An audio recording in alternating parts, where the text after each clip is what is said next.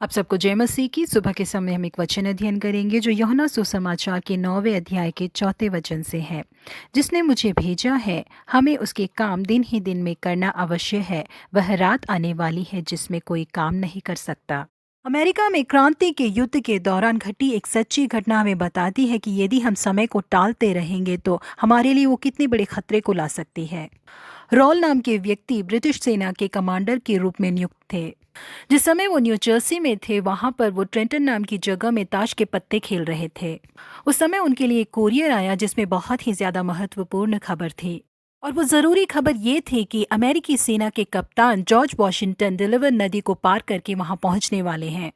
लेकिन वो कमांडर जो ताश खेलने में व्यस्त थे, उन्होंने उस कुरियर को उठाकर पढ़ा ही नहीं बल्कि उसे अपनी जेब में रख लिया और दोबारा ताश खेलने लगे। उनके खेल के समाप्त होने तक उन्होंने उस चिट्ठी की ओर ध्यान ही नहीं दिया। जब हालात बहुत ज्यादा खराब हो गए तो वो फौरन उठे और अपने सारे सैनिकों को आदेश देकर उन्हें तैयार करने लगे। लेकिन उससे पहले उनके विरोधी सेना के कप्तान जॉर्ज वॉशिंगटन वहां पहुंच चुके थे। ब्रिटिश सेना के कमांडर रॉल और उनके साथ कई सैनिकों को मार दिया गया।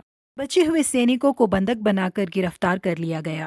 रॉलबर्ट की कुछ मिनटों की दूरी ने ही सेना के अधिकारी रॉल की और सारी सैनिकों की जान ले ली। उनके समय की देरी करने की वजह से उनकी इज्जत गई और उनकी जान भी चली गई। कई सैनिकों की आज़ादी भी उनकी वजह से खो गई करके लिखा गया है। जी हाँ, पे परमेश्वर के लोगों, समय की देरी के कारण हमें कई चीज़ों को खोना पड़ सकता है। यीशु मसीह ने अपनी सेवकाई को बिल्कुल सही तरीके से किया। जिसने मुझे भेजा है, हमें उसके काम को दिन ही दिन में करना अवश्य है। वह रात आने वाली है जिसमें कोई काम नहीं कर सकता करके उन्होंने अपने कार्य को बिल्कुल समय पर किया। परमेश्वर हमसे भी चाहते हैं कि हम हर एक कार्य को समय पर करें, कोई ना कोई बहाना देकर चीज़ों को ना टालें। विश्व प्रसिद्ध सुसमाचार प्रचारक डीएल मूडी से परमेश्वर ने कहा कि वो एक व्यक्ति को जाके सुसमाचार सुनाए। लेकिन डीएल मूडी ने कहा कि मैं बहुत ज्यादा थका हुआ हूँ, लेकिन कल सुबह उठते ही पहले मैं जाकर उस व्यक्ति को सुसमाचार सुनाऊंगा करके वो सोने चले गए। लेकिन अगली सुबह बहुत ही दुखी करने वाली बात ये थी कि वो व्यक्ति खुदकुशी करके मर गया था। इसी तरह से जब कोई व्यक्ति यीशु मसीह को ग्रहण करना चाहता है तो उस मौके को उसे देने के लिए वो कभी भी देरी ना करे करके उन्होंने इस घटना से सीखा करके उन्होंने कहा है। 1871 के अक्टूबर के माह 8 तारीख को डीएल मूडी शिकागो के शहर में बहुत बड़े सुसमाचार सभा में प्रचार कर रहे थे। मत्ती के 27वें अध्याय में लिखे गए इस यीशु का मैं क्या करूं के ऊपर उन्होंने प्रचार किया।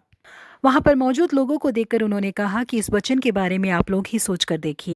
जब अगले हफ्ते मिलेंगे तो इस यीशु मसीह का हम क्या कर सकते हैं करके हम सोचेंगे, कहकर उन्होंने उस प्रचार को समाप्त किया। वहां के गायक जब अंतिम गीत को गा रहे थे तो वहां पर बहुत बड़ी आग लग गई।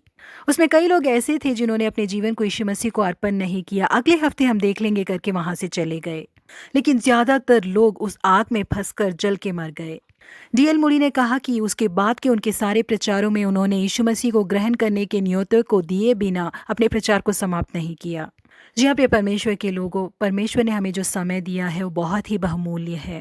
यदि हम इस समय का इस्तेमाल किए बिना इसे टालते ही जा रहे हैं तो हम बहुत बड़े खतरे का सामना करने वाले हैं। इसलिए चाहे हमारा व्यक्तिगत जीवन हो या सेवकाई हो, समय को बर्बाद किए बिना हम सही समय पर हर कार्यों को करें। अब हम कई खतरों को रोक सकते हैं और कई लोगों के लिए आशीष का मूल बन सकते हैं। प्रभु आप सबों को आशीषित करे। Have a blessed day.